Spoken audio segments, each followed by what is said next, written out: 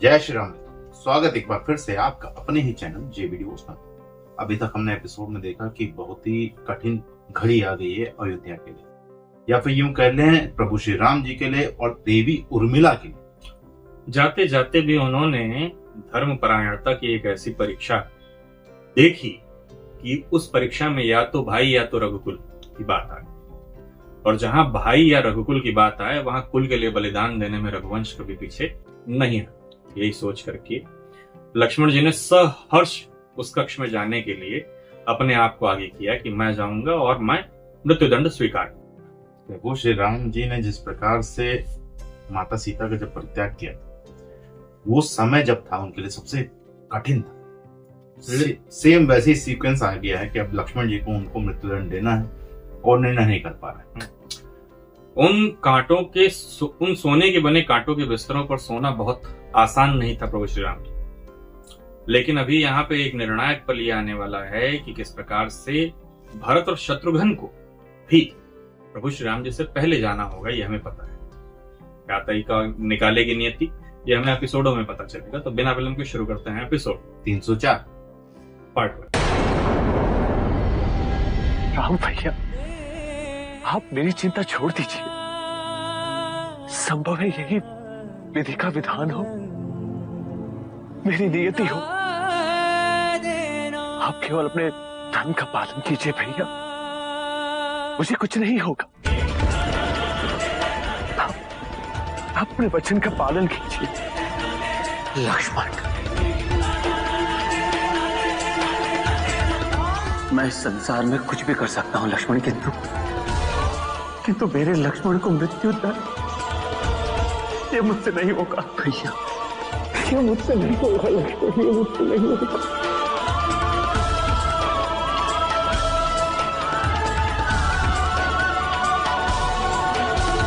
प्रभु श्री राम के जीवन की ये कैसे विडंबना है स्वामी। जिस भाई को सदैव प्राणों के समान प्रेम किया, आज वो कैसे अपने ही भाई के प्राण ले सकते हैं। मनुष्य जाति के इतिहास में एक भाई के लिए इससे महान दुख और वेदना का क्षण भला और क्या हो सकता है। आप सर्वथा सत्य कह रही हैं भवानी। एक मनुष्य के लिए संसार का सबसे महान दुख है, किंतु प्रभु श्री राम का मनोज अवतार मर्यादा स्थापित करने के लिए ही हुआ है। वो मनुष्य जीवन के सभी धर्म संकटों का स्वयं सामना करके सदैव यही दर्शाते आए हैं कि आदर्श जीवन, मूल्यों और मर्यादाओं का जीवन किसी भी परिस्थिति में संभव है यदि मनुष्य उसके प्रति समर्पित हो तो। इसलिए आज उन्हें इस महान दुख को भी सहन करना होगा। जब संसार उनके इस महान त्याग के विषय में सुनेगा कि वचन की मर्यादा की रक्षा के लिए उन्हें अपने भाई को भी मृत्युदंड देने में संकोच नहीं हुआ, तो उनका यह निर्णय संसार को सदैव प्रेरणा देता रहेगा। ये प्रभु श्री राम के जीवन की अंतिम परीक्षा है। हमें देखना होगा कि प्रभु श्री राम इस परीक्षा में किसका पक्ष लेते हैं,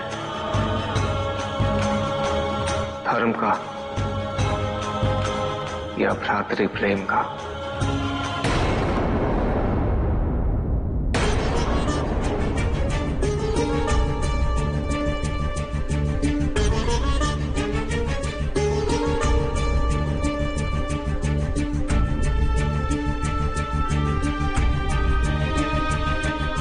ऋषिगण, मैं आज एक महान धर्म संकट से जूझ रहा हूं।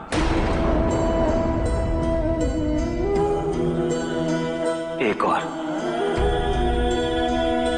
रघुवंश के वचन की मर्यादा है, और दूसरी ओर मेरे सबसे प्रिय अनुज लक्ष्मण का जीवन। मैंने सदैव अपना जीवन रघुकुल की रीति और परंपरा की रक्षा में व्यतीत किया है। मैंने सदैव रघुकुल की रीति और परंपरा को अपने जीवन से अधिक महत्वपूर्ण समझा है। किंतु आज ना तो मैं स्वयं अपने हाथों से अपने भाई लक्ष्मण को मृत्युदंड दे सकता हूं और न ही रघुकुल की रीति और परंपरा को खंडित करने का कलंक सहन कर सकता हूं।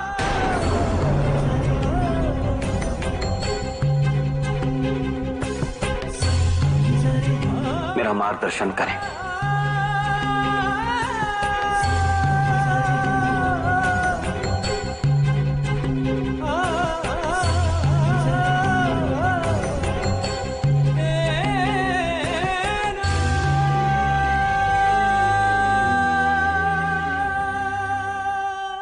इस विकट समस्या के समाधान हेतु अब केवल एक ही मार्ग शेष है, जिसका पालन कर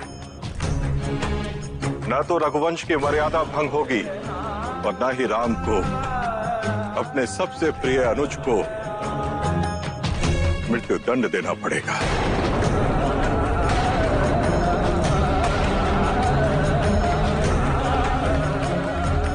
राम,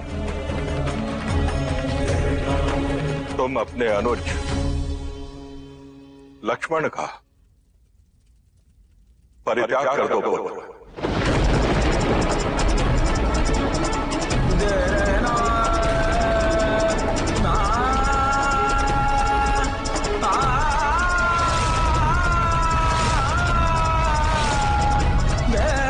क्योंकि इसके अतिरिक्त अन्य कोई विकल्प है ही नहीं।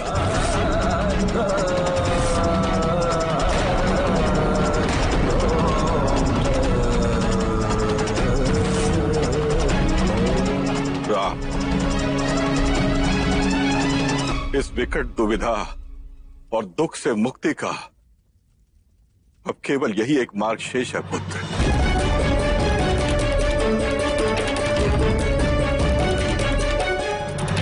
धर्मशास्त्रों में यह विधान है कि किसी प्रिय का त्याग कर देना उसे मृत्यु दंड देने के ही समान है।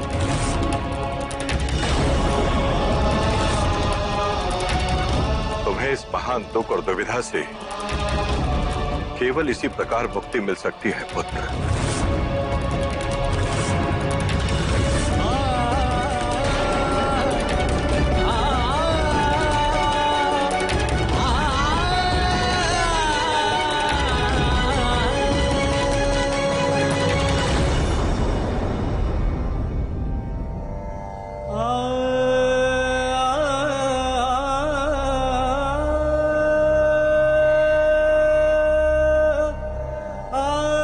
मुझे क्षमा कर देना मेरे भाई।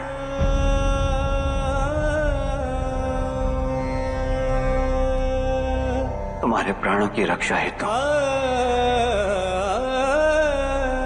तुम्हारा परित्याग करने के अतिरिक्त और कोई विकल्प नहीं है मेरे समक्ष।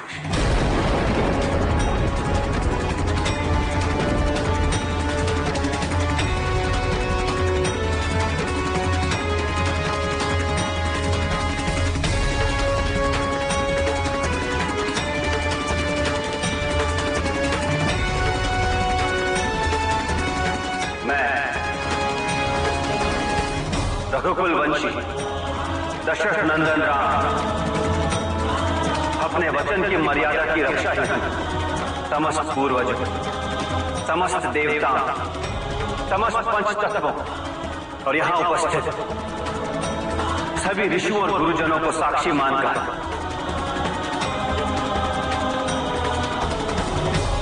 अपने सबसे प्रिय अनुज सुमित्रा नंदन लक्ष्मण का सदैव सदैव के लिए परित्याग करता।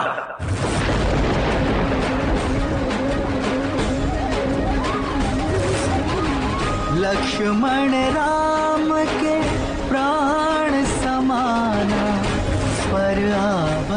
आवश्यक धर्म निभाना।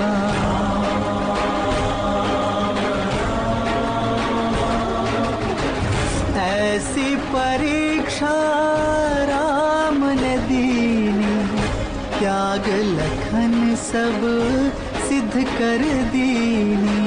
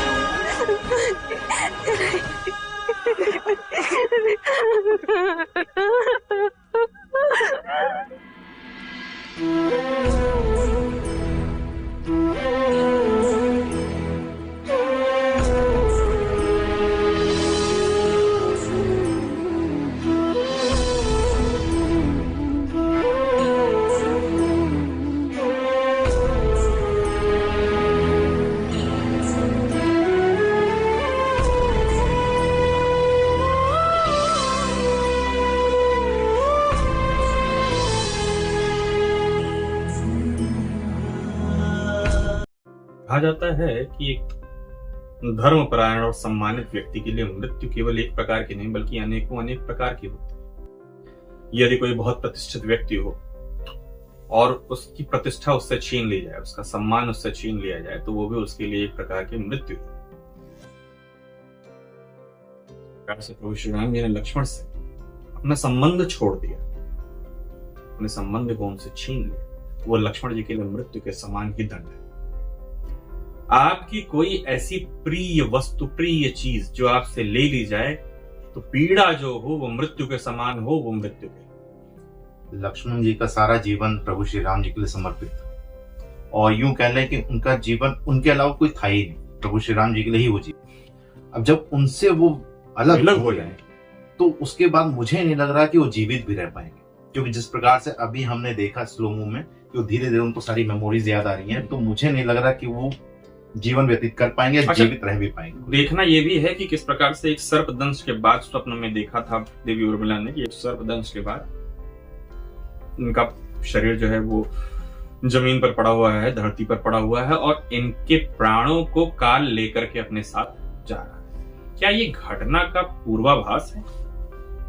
ये जानने के लिए हमें चलना पड़ेगा आगे के एपिसोड। फिलहाल अभी तक बजरंगबली नहीं आए, इंतजार कर रहे हैं उनका। नहीं आने पाएंगे, तो मुझे नहीं लग रहा कि वो जब आएंगे तो प्रभु श्री राम जी को जाने नहीं देंगे। हाँ, तो मुझे लगता है कि जब तक प्रभु श्री राम जी जाएंगे नहीं तब तक बजरंगबली आएंगे। फिलहाल मित्रों इस एपिसोड को करना होगा यही समाप्त, शीघ्र ही मिलेंगे, नए के साथ। तब तक के लिए राधे।